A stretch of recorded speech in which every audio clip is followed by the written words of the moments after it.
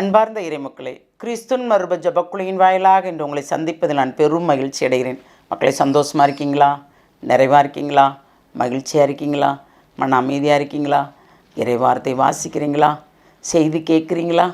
கடுமையாக தான் கொடுக்குறார் மக்களே.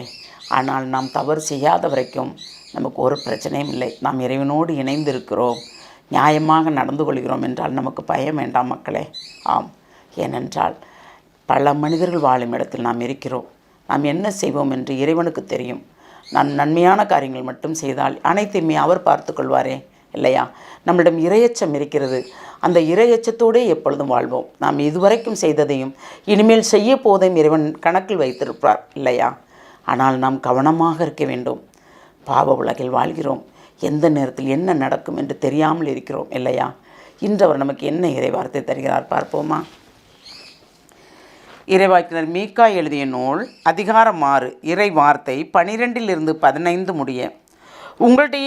உங்களிடையே உள்ள செல்வர்கள் கொடுமை நிறைந்தவர்கள், அங்கே குடியிருப்பவர்கள் பொய்யர்கள், அவர்கள் வாயிலிருந்து வஞ்சனையான பேச்சை வெளிப்படுகின்றது. ஆதலால் நான் உங்களை உங்கள் பாவங்களுக்காக தண்டிக்க தொடங்கியுள்ளேன். நீங்கள் பாழாய் போவீர்கள், நீங்கள் உணவருந்தினாலும் நிறைவடைய மாட்டீர்கள். பசி உங்கள் வயிற்றை கிள்ளிக் கொண்டிருக்கும், நீங்கள் எதையும் பாதுகாப்பாக வைத்திருக்க மாட்டீர்கள், இழப்பீர்கள். அப்படியே நீங்கள் எதையாவது பாதுகாப்பாக வைத்தாலும் அதை நான் வாளுக்கு இரையாக்குவேன். நீங்கள் விதைப்பீர்கள், ஆனால் அறுவடை செய்ய மாட்டீர்கள். ஒலிவக் கொட்டைகளை ஆலைக்கில் இட்டு ஆட்டுவீர்கள், ஆனால் உங்களுக்கு எண்ணெய் தடவி கொள்ள மாட்டீர்கள். திராட்சை பழம் பிழிவீர்கள், ஆனால் திராட்சை ரசத்தை சுவைக்க மாட்டீர்கள். Praise the Lord. கடுமையான வார்த்தைகள், இல்லையா? செல்வந்தர்களுக்கு. நாம் ஏழைகள், நடுத்தரவாதிகள், இன்று என்ன செய்வோம், நாளை என்ன செய்வோம் என்று இருக்கிறோம், இல்லையா? பணம் சேர்ப்பதிலேயே குறியாக இருப்பவர்கள், கொள்ளை அடிப்பதிலேயே குறியாக இருப்பவர்களுக்கு அவர் கொடுக்கின்ற வார்த்தை, இல்லையா? அப்போ உங்களிடையே உள்ள செல்வர்கள் கொடுமை நிறைந்தவர்கள், அங்கே குடியிருப்பவர்கள் பொய்யர்கள், அவர்கள் வாயிலிருந்து வஞ்சனையான பேச்சே வெளிப்படுது. நம்மளை வஞ்சித்து பெற்றுக்கொள்வதற்கான பேச்சு தான் வெளியே வருதான். ஒரு நிறைவான உண்மையான பேச்சு இல்லை, இல்லையா? அதனால தான் என்ன சொல்கிறாருன்னா, ஒவ்வொருத்தருடைய பாவங்களுக்காக அவர் தண்டிக்க போகிறாராம். கண்டிக்கலை, தண்டிக்க தொடங்கியுள்ளார். நீங்கள் பாழாய் போவீர்கள் என்றும் சொல்கிறார். பாவம் செய்தவர்களை, பாவம் செய்தார்கள் இல்லை மக்களே, அதனால் கலக்கம் வேண்டாம், இல்லையா? என்ன சொல்கிறாரு? நீங்கள் உணவருந்தினாலும் நிறைவிட மாட்டீர்கள், பசி உங்கள் வயிற்றை கிள்ளி கொண்டிருக்கும்.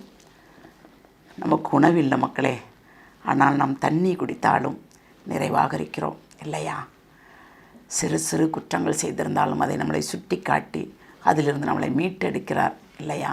அந்த மீட்டெடுக்கிறது தான் பெரிய காரியம் மக்களே நமக்கு, இல்லையா? நம்ம எதையாவது பாதுகாப்பாக வைத்திருந்தாலும் பாதுகாப்பாக வைத்திருக்க முடியாது என்று உரத்து கூறுகிறார். பாருங்கள், நாம் விதைப்போம்மா, ஆனால் அறுவடை செய்ய முடியாதான். சில பேர் 100 மடங்கு விதைப்பார்கள், 30 மடங்கு கூட அறுவடை செய்ய முடியாமல் தவிப்பார்கள். எப்படி என்றால், அவர்கள் உழைப்பின் பயனை அவர்கள் உண்ண முடியாமல் இருக்கும். வேறொருவர் உண்வார்கள், அவர்கள் உண்ண முடியாது.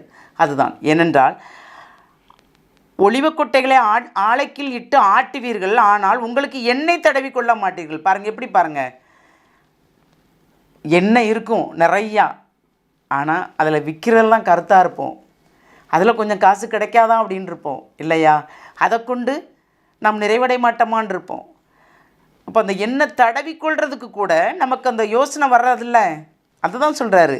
திராட்சை பழம் பிழிவார்களாம், ஆனால் அந்த ரசத்தை கூட சுவைக்க மாட்டார்களாம். எவ்வளவு கொடுமையானது பார்த்தீங்களா?